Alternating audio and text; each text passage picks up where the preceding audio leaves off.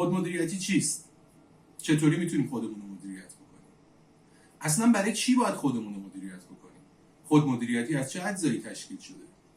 اگر برای شما هم سوال شده که مواردی که مطرح کردم چی هستند و چطور کار میکنن، با ما همراه باشید.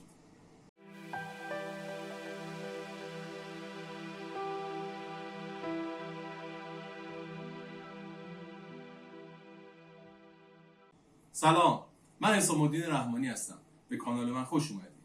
توی این قسمت میخوایم در مورد خودمدیریتی صحبت بکنیم.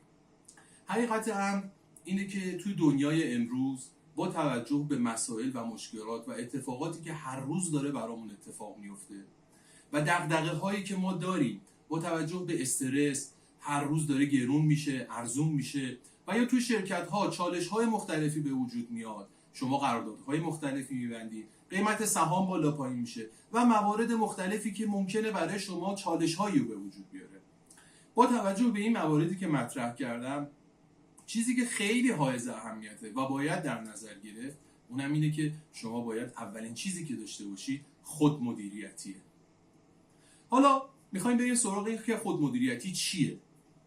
در کل خودمدیریتی به معنای کنترل بر روی رفتار، افکار و احساسات ماست. یعنی چی؟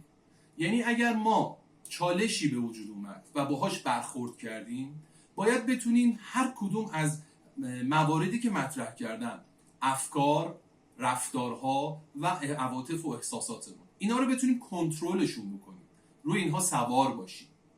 ممکنه شماها توی مثلا چالش هایی که به وجود میاد ناخودآگاه یهویی رفتار شدید و هارشی رو داشته باشید و یا اینکه مثلا تو اتفاقاتی که به وجود میاد افکار مختلف از جاهای مختلف، حجمه های مختلفی رو به ذهن شما وارد بکنن.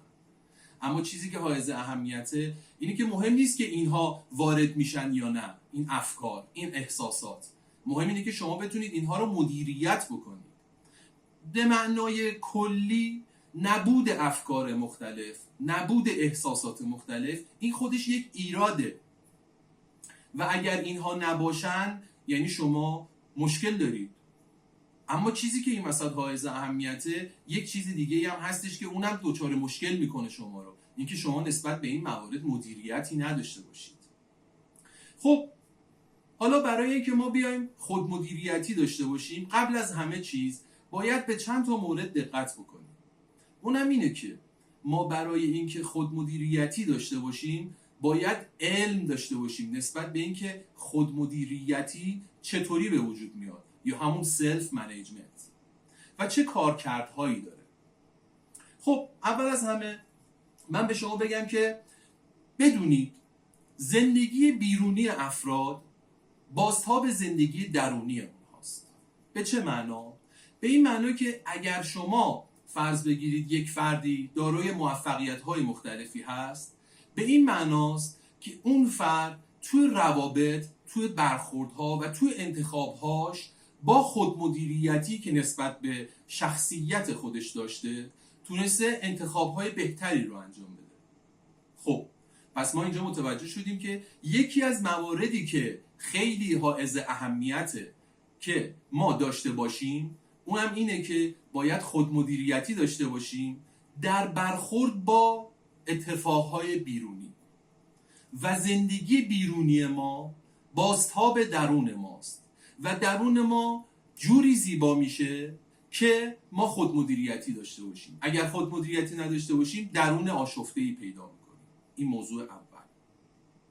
موضوع دوم اینه که باید داشته باشیم تو ذهنمون که اگر ما به هر چیزی باور داشته باشیم اون باورها به مرور تبدیل میشن به واقعیت. نمیخوام صحبت‌های فضایی بکنم، نمیخوام حرفایی که الان خیلی باب شده که مطرح میکنن آره شما مثلا یک موردی رو هی بنویس تا اون اتفاق به وجود بیاد. این کارکرد داره. اینجوری نیستش که شما یه موردی رو بنویسی و اون بیرون اتفاق بیفته. این مال تو فیلم هاست. اما واقعیت اینه که شما اگر به یک موضوعی باور داشته باشید این باورها به مرور توی رفتار شما و تو برخوردهای شما بروز پیدا میکنه و این بروز کردن توی رفتار و افکار شما باعث میشه که شما بتونی اون باور رو به واقعیت تبدیل بکنی. خب ما چطوری میتونیم باورها رو توی خودمون به وجود بیاریم و تقویت کنیم؟ با خودمدیریتی. ما باید اول از همه خودمدیریتی داشته باشیم تا بتونیم باورهامون رو به واقعیت تبدیل بکنیم. موضوع بعدی که خیلی حائز اهمیته اینه که شما برای اینکه یک خواسته رو به دست بیارید، شما برای اینکه بتونید به یک هدفی برسید، باید برای اون انگیزه داشته باشید. خب چطوری میتونیم انگیزه ایجاد بکنیم؟ ما به واسطه خودمدیریتی میتونیم انگیزه به وجود بیاریم. یعنی اگر شما یک اتفاقی رو بخواید به دست بیارید و برای اون حرکت بکنید، نیاز به سوختی دارید به اسم انگیزه. اون سوخت چجوری به وجود میاد؟ با خودمدیریتی. این هم یکی از مواردی که خیلی حائز اهمیته. مبحث دیگه ای که خیلی مهمه و باید بهش توجه بکنیم اونم اینه که ما خیلی شنیدیم که میان میگن که آقا خودتون رو مقایسه نکنید، خودتون رو قضاوت نکنید. ببینید این یک نکته بسیار ظریفی داره. ما توی این دنیا به هر حال داریم خودمون رو با افراد مقایسه میکنیم و اصلا از این راه فراری نداریم.